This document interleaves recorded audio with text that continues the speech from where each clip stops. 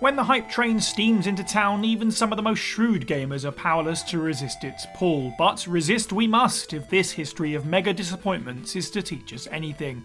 I'm Si from WhatCulture.com, and these are 10 video games everyone wanted but hated. Number 10. Call of Duty Black Ops Cold War.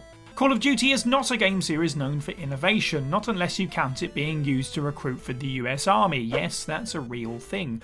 With ever decreasing campaign times, increasing monetization, and a greater focus on online play, however, some players have been at the end of their tether for years. Enter Black Ops Cold War. Developed by Treyarch, who were responsible for the runaway success of the original Black Ops, this interquel to the series with its early 80s Cold War setting should have been a done deal. As the best-selling game of 2020 in the US, everyone bought it and critics raved about it, but that didn't stop fans of the series dragging it into the street and putting a bullet between its eyes. The campaign is as short as usual, the multiplayer is laggy and underwhelming, and the game overall is considered buggy and rough around the edges, but that hasn't stopped them making more. Number 9. Superman, The New Superman Adventures. Even those intimately familiar with Superman 64 may not know that its full title is the ever-catchy Superman, The New Superman Adventures. Titus Interactive began development for the game in '97, designed as a companion piece to Warner Bros.' popular animated series, and was originally intended to be a cross-platform release for both the N64 and PlayStation 1. With 3 very promising E3 presentations and extensive pre-release media coverage, everyone wanted it, but everyone came to hate it. It was unresponsive, glitchy, repetitive, and just looked terrible. Behind the scenes, Warner Bros. Licensing team were meddling in the process from the beginning. Placing firm restraints on what the developers could and couldn't do with their beloved character meant that whole sections of the game were hacked off, along with common sense features like breakable architecture and Superman's ability to use all of his powers. The game setting was also shifted to a virtual world created by Lex Luthor in order for the Man of Steel to not harm real people, but given the state of the graphics, this was probably for the best. Number 8. Assassin's Creed Valhalla.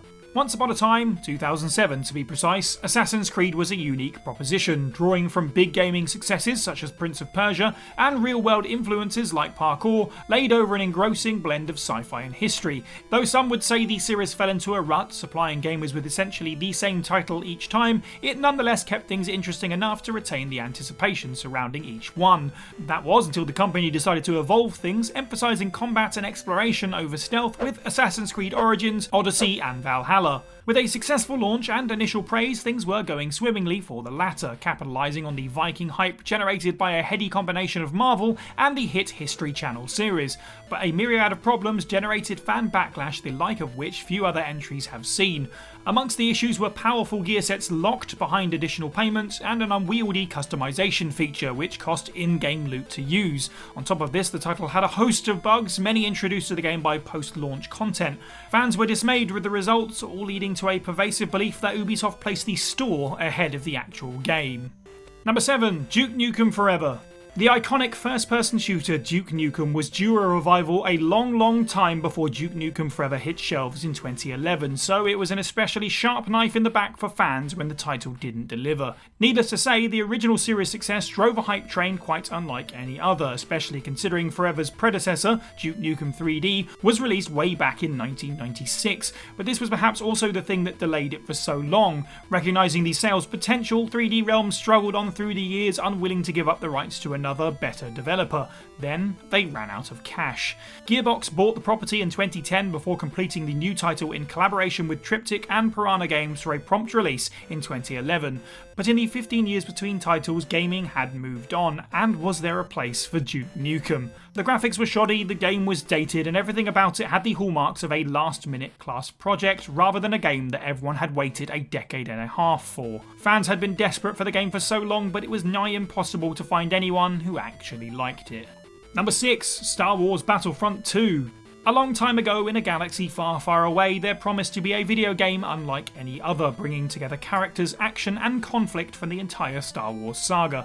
With a name like Star Wars Battlefront 2, this game was always going to have a lot to live up to. Not only did it have to right the wrongs from the first installment of this next-gen reboot, it also had to outdo the original 2005 Star Wars Battlefront 2, which remains one of the most enjoyable split-screen offerings ever available. While developer DICE may have successfully introduced a much-needed story mode, they somehow also tore apart the quality and focus of the skirmishes from the first game, one of the things it got right. This frequently caused AI units to spread too widely throughout the levels, which, though lavish and true to the source, were left feeling empty and only lit by brief sparks of action. On top of this, pay-to-win mechanics earned the ire of fans. While an improvement on the half a game that your money bought you the first time around, this nonetheless ushered in a new set of issues, making money players the reigning champions. Gamers seeking a fully fleshed single-player Star Wars experience were also at a loss, with the campaign lasting a meagre 5 to 6 hours. Number 5. The Simpsons Road Rage. Brand tie-ins are the bread and butter of contemporary consumer culture, but few of these are as frequently appalling as the video game tie-in, which is more often than not sold on the title alone. That was certainly the case when EA went full tilt on The Simpsons in 2001 and 2002, releasing a triplet of terrible games: skateboarding, wrestling, and, in some people's eyes, road rage, that found steady footing thanks to their big yellow brand marketing. Where wrestling and skateboarding were just poorly made cash-ins, road rage was a blend of The Simpsons and Crazy Taxi, with some shallow graphics, some shallow gameplay, and barely a passing connection to The Simpsons canon. Sometimes it struggled with frame rate and its loading could be charitably called slow. Whilst wrestling and skateboarding received somewhat limited exposure thanks to being single console releases, PS1 and PS2 respectively, Road Rage was put out across the 3 major 6th gen home system consoles as well as the Game Boy Advance. So everybody bought it, everybody played it, but it's not going to be anybody's favourite game. Number 4. Aliens Colonial Marines. Since the release of Ridley Scott's deep space horror in 1979, nobody has been able to get enough of Alien, and it is this enduring love that has enabled movie studios and video game developers alike to churn out some ungodly messes while still making bank. And we need look no further back than Aliens Colonial Marines, a Sega and Gearbox collaboration. The first-person shooter spent 6 turgid years in development. Set shortly after the events of 1986's Aliens, the game follows the titular Marines as they battle xenomorphs in an attempt to rescue survivors on a decimated spaceship. With temperamental AI and glitches out the wazoo, the game was far from shelf-ready when it hit shops, and yet the hype secured sales for over 1 million copies worldwide. So bad was the game, in fact, with its subpar graphics and short, predictable campaign, that several players sued Sega and Gearbox for false advertising, but in the courts, no one can hear you scream.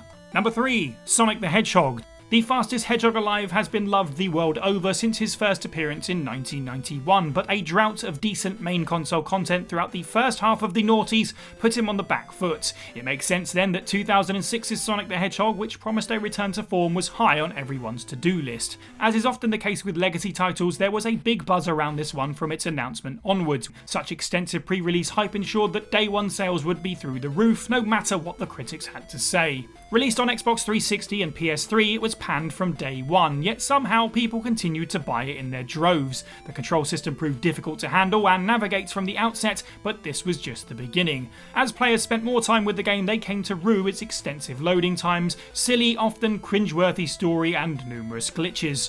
Broadly speaking, the game looked and sounded good, but this alone wasn't worth either the wait or the price of the disc. As such, it has maintained the title as the worst Sonic game of all in the years since. Long may it reign.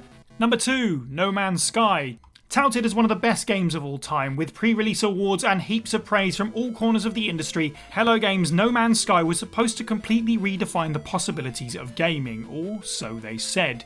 With the largest map ever to make it onto our screens, this open world, or open universe, space exploration epic boasts a potential 18 quintillion planets for players to visit, which is great so long as they're not all the same. They're not all the same, right? Released on PS4 and PC in 2016, No Man's Sky was the must-have game until everyone had a chance to really play it, completing identical tasks on planets that were essentially the same in solar systems much like the next one grew old very quickly. There was simply not enough to do and not enough variety, and it was severely limited by the core assets driving the game's procedural generation of new creatures and worlds. Plus, with no multiplayer, the lackluster and repetitive gameplay was, well, even more lackluster and repetitive. By the second month of release, sales had plummeted, players had dropped out, and Hello Games' social media had gone dark. Ouch. Number 1. Tony Hawk's Pro Skater 5.